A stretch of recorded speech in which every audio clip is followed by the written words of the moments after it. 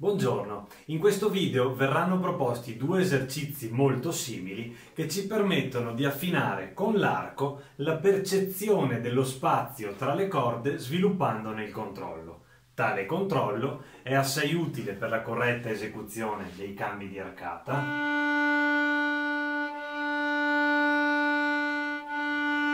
e dei cambi di corda.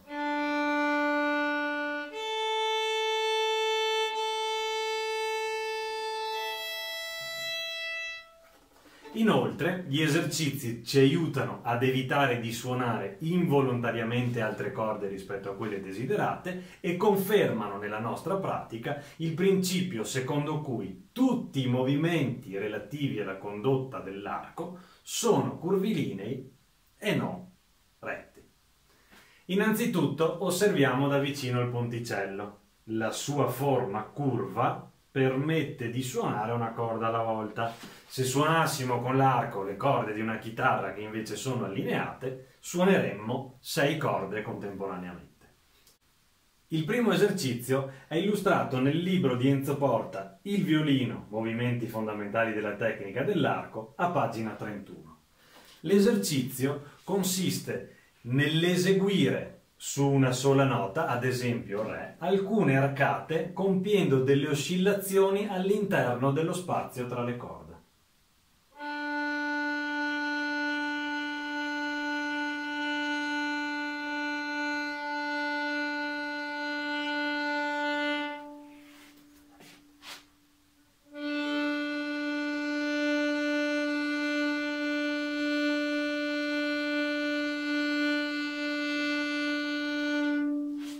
Prima iniziamo con dei movimenti lenti, a ritmo lento. 1, 2, 3, 4, 5, 6. 1, 2, 3, 4, 5, 6. Poi velocizziamo. 1, 2, 3, 4, 5, 6, 7, 8, 9, 10. 1, 2, 1, 2, 3, 4, 5, 6, 7, 8, 9. Poi velocizziamo ancora.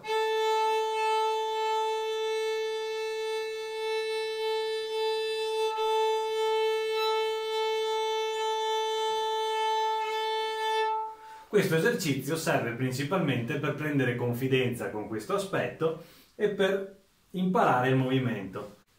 È fondamentale sapere che se le oscillazioni sono poche e lente, il movimento coinvolge tutto il sistema arco-braccio.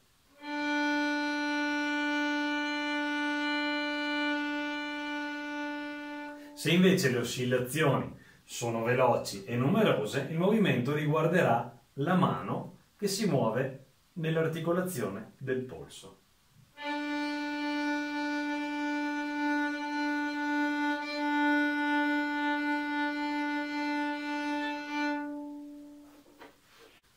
Il secondo esercizio è illustrato da Simon Fisher nel suo libro Basics a pagina 27. È molto simile a quello che abbiamo già visto, ma c'è una specificazione in più, ovvero durante l'oscillazione ci dobbiamo avvicinare il più possibile alla corda vicina, ma senza toccarla.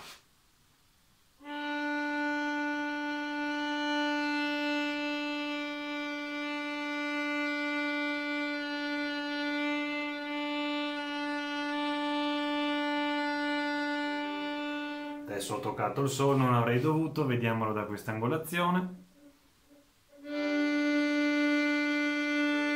Ah, sentite che ho toccato, sono andato troppo vicino alla corda.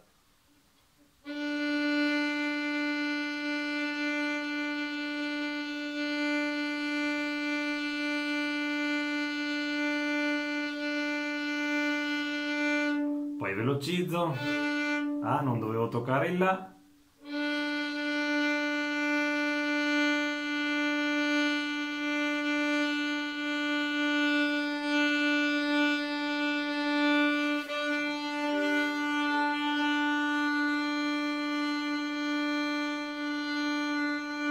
Posso eseguirlo su tutte le corde, tenendo presente che sulle corde estreme il margine sarà dato dal legno e dalla corda, quindi ho toccato il legno, non dovevo.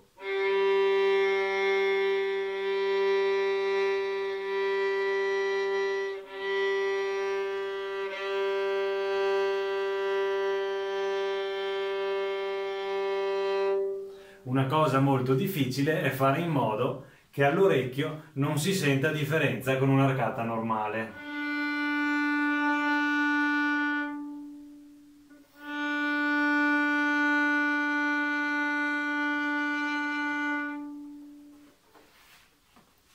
Se questo video vi è piaciuto o l'avete trovato interessante, mettete un like. Se non vi è piaciuto, mettete un non like.